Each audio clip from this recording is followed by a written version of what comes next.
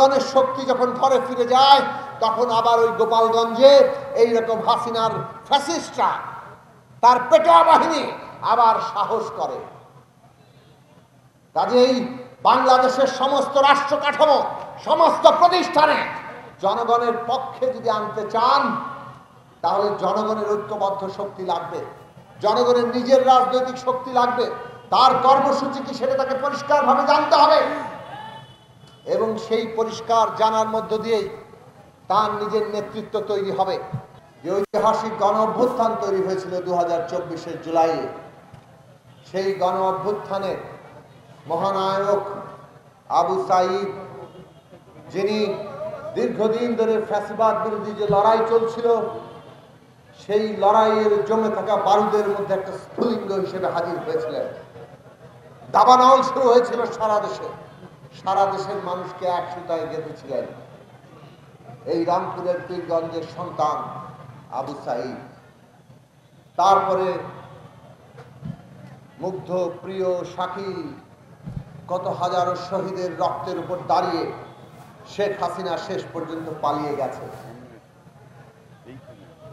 কিন্তু এখনো ষড়যন্ত্র থামেনি। শেখ হাসিনা ওই ভারতে বসে বাংলাদেশে তার যে ষড়যন্ত্র, গণবিরোধী, দেশ বিরোধী তৎপরতা সেটা চালিয়ে যাচ্ছে। আজকে গোপালগঞ্জে আমরা দেখলাম ওই শেখ হাসিনার পেটোয়া বাহিনী এখনো কিছু অবশিষ্ট বিভিন্ন জায়গাতে আছে। তারা নবগঠিত দল এনসিপি, তাদের জুলাই পদযাত্রার কর্মসূচি ছিল সেখানে, সেই কর্মসূচিতে তারা হামলা করেছে, ব্যাপকভাবে হামলা চালিয়ে গুলি করে অনেক পথচারী সাধারণ মানুষ, অন্ততপক্ষে 3 জন সেখানে নিহত হয়েছেন বলে আমরা ইতিমধ্যে সংবাদ মাধ্যমে জেনেছি। এই পতিত ফ্যাসিস্ট শক্তি এখনো বাংলাদেশে তাদের পেশি দেখায়। পুলিশ ভূমিকা পালন করতে পারে না। আমাদের আইন শৃঙ্খলা পরিস্থিতি সেইটা জনগণের নিরাপত্তা দিতে পারছে। অন্তর্বর্তী সরকার ক্ষমতায় আছে, অন্তর্বর্তী সরকার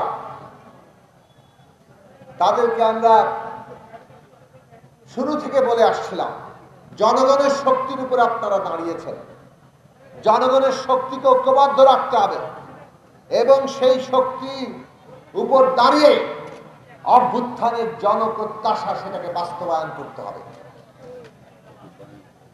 কিন্তু আমরা দেখলাম নানাভাবে নানা ধরনের দোসররা এই রাষ্ট্রের বিভিন্ন পর্যায়ে টিকে থাকছে। তাদের ঢিলেঢালা অবস্থা